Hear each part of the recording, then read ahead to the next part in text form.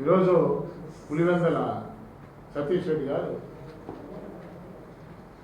రకరకాలుగా మాట్లాడుతున్నారు. అధికారంలో ఉన్నప్పుడు ఎమ్మెల్సీగా, మండలి వైస్ చైర్మన్గా బ్రహ్మాండంగా అధికారాన్ని రుచి చూచిన వ్యక్తి. ఏ రోజు పార్టీ కార్యకర్తల గురించి పట్టించుకునే వ్యక్తి అతను. ఎప్పుడూ హైదరాబాదు పులివెందులు తిరిగే వ్యక్తి. అతను పార్టీలో లేనప్పుడు పులివెందుల్లో 3 జెడ్పీటీసీ 2 ఎంపీపీ గెలిచినాం. లింగాల కానీ, వేముల కానీ, సింహాద్రిపురం కానీ, వేంపల్లె కానీ. ఆయన లేనప్పుడు పార్టీ జెండా ఎగరేసినాం. ఆయన ఏ రోజు పార్టీలో చేరినాడో ఆ రోజు నుంచి తెలుగుదేశం పార్టీ నిర్వీర్యమైపోయింది. స్వార్థ రాజకీయాలు. నాకు పదవి ఎప్పుడు ఇస్తావు, నన్ను ఎప్పుడు గుర్తిస్తామని చంద్రబాబు నాయుడు గురించి పెద్ద పెద్ద మాటలు మాట్లాడతాను. ఆయన కాలి గోటికి నువ్వు సరిపోవు.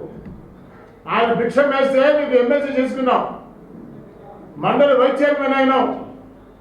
ఆ పదవి పోతానే మళ్ళీ రెన్యువల్ కావాలంటున్నాడు. నువ్వు ఒకనివేనా తెలుగుదేశం పార్టీలో ఉండేది? ఎవరు లేరా? నీకు ఒక ఛాన్స్ ఇచ్చినావు పార్టీని డెవలప్ చేయమని. ఎక్కడా చేయలేకపోతే ఈరోజు ఎవరైతే నీ మీద కేసులు పెట్టారో, ఎవరైతే నిన్ను అంతం చేయాలనుకున్నావు, ఎవరైతే నీ భవిష్యత్తు నాశనం చేయాలనుకున్నావో వాళ్ళ పంచాయతీ చేయడం, వాళ్ళ కాళ్ళ దగ్గర పోయి చేరినాను. బయటపాలెంలో ఏం చేసినావా? చంద్రబాబు నాయుడు పిచ్చుకొచ్చిన బయటపాలెం రిజర్వాయర్ నీళ్ళు ఇస్తే స్టేజ్ మీద సాష్టాంగ నమస్కారం చేసినావే. సిగ్గులే నీకు? మళ్ళీ మాట్లాడతానవే, నీ ఇష్టం వచ్చినట్టు మాట్లాడతాను. ఈరోజు 164 సీట్లు గెలిచినటువంటి పార్టీ ఇది. మా గాలి పోటీ సరిపోతామని మేము అడుగుతాను. మైక్ ఉందని చెప్పి, సాక్షి పేపర్ అని చెప్పి, సాక్షి టీవీ ఛానల్ అని చెప్పేసి నీ ఇష్టం వచ్చినట్టు మాట్లాడతాం. జాగ్రత్త. రాజకీయాల్లో పెను మార్పులు ఉంటాయి. ఎప్పుడు కూడా 151 సీట్లు గెలిచినాడు 11 పడిపోయినాడు. ప్రజల తీర్పు ఇది. Silent drinking. నువ్వు చేసింది ఏంటా? ఎప్పుడో వస్తావు హైదరాబాద్ నుంచి, వేపల్లి గాడో ప్రెస్ మీట్ పెడతావు, మళ్ళీ పోతావు హైదరాబాద్. నువ్వు ఏ రోజైనా కనీసం పులివెందులో తిరిగినావని మేము అడుగుతాను. నిన్ను తిరగనిస్తావా అని మేము అడుగుతా ఉన్నాం. అవినాష్ రెడ్డి కాళ్ళ దగ్గర పడాల్సింది నేను, అక్కడ ఉండాల్సిన నేను.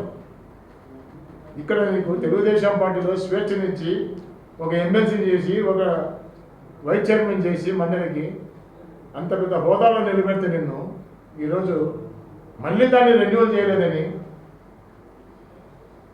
నీ ఇష్టం వచ్చినట్టు మాట్లాడతాను. కాబట్టి జాగ్రత్తగా ఉందని మేము హెచ్చరిస్తా ఉన్నాం. దయచేసి ఒక తోరి మా నాయకుడి జోలికి వస్తే పులివెందులోనే కార్యకర్తలు మీకు బుద్ధి చెప్తారు. కాబట్టి ఏదేమైనా సరే నీవు మాట్లాడేటప్పుడు మా నాయకుడు కానీ, మా లోకేష్ బాబుని కానీ, తెలుగుదేశం పార్టీ కార్యకర్తలు కానీ, నాయకులు కానీ తెలిసి మాట్లాడని చెప్పి తెలియజేస్తాను. ఈరోజు మర్డర్ జరిగింది.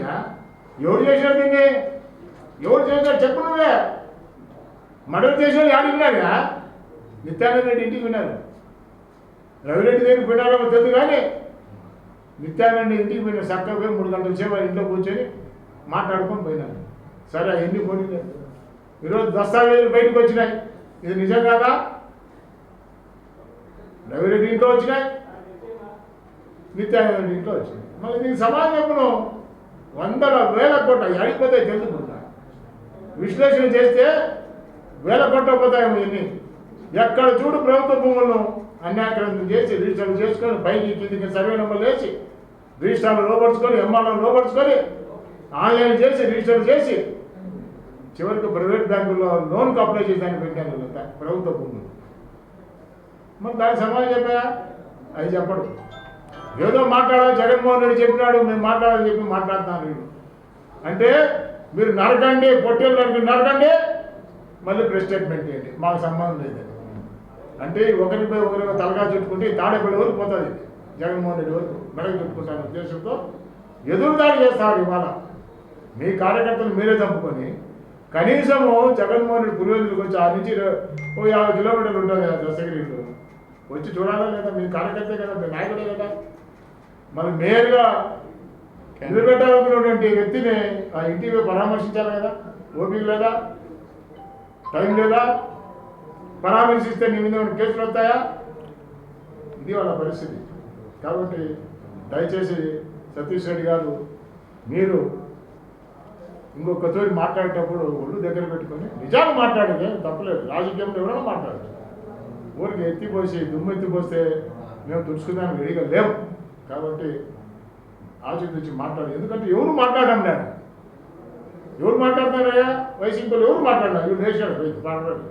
ఏమైనా అవసరం నీకు ఇది తెలుసుకొని మాట్లాడని చెప్పి కొడతాం.